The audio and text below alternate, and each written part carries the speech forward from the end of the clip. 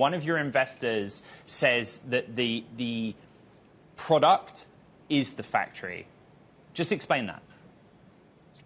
So we view our job as to reindustrialize the country. And from the 70s to the 2020s, we really offshored everything we possibly could. And it's this whole system of both our software powered by Opus, as well as this new American workforce that creates this factory system. And that is the real output to our customers, is what are we producing, how accurate it is, how on time it is. And this full stack factory autonomy and the new American workforce that we're enabling with that alongside is the most important thing we're building. And that's why we think the factory system that we're building with people and technology combined is the product.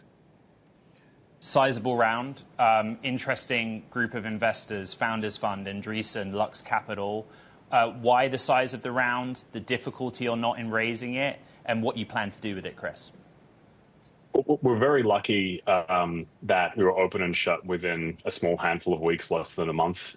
Really, that's just a credit to not my fundraising ability or the market. It's just the team's hard work over the last year. What we will do with this capital is, expand into Arizona with a new factory for our customers that's 4 times the size, as well as use that capital to hire more people so we can ship more manufacturing capabilities to our customers, both in aerospace, the defense sectors, commercial manufacturing, and obviously, the DoD as well. In January of this year, I was with the Anduril team in Ohio when they announced and confirmed that would be the site of Arsenal 1.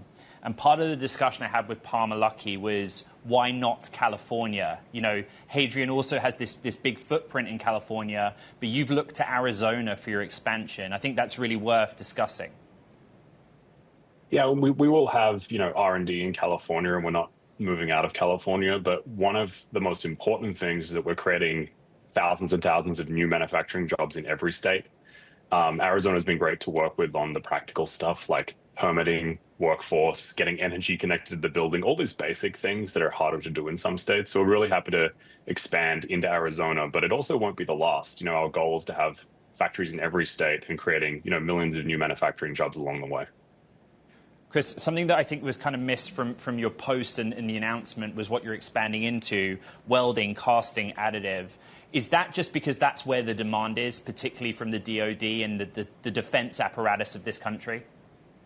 That's right. I think if you look at, pretty public information from the Secretary of the Navy or the Army in areas like shipbuilding, the nuclear force, munitions, there's these huge lack of skills in the country.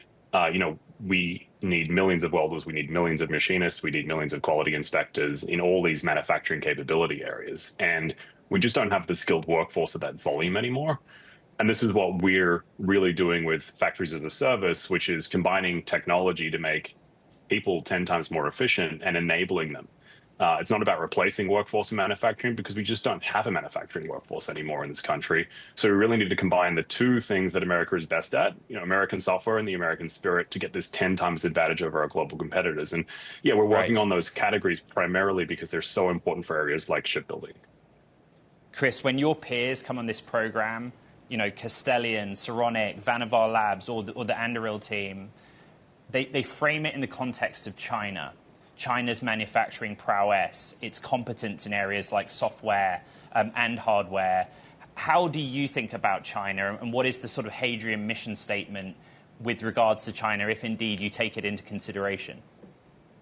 Yeah, we think that the arsenal of inventory is not deterrence. It's the ability to produce fast and onshore.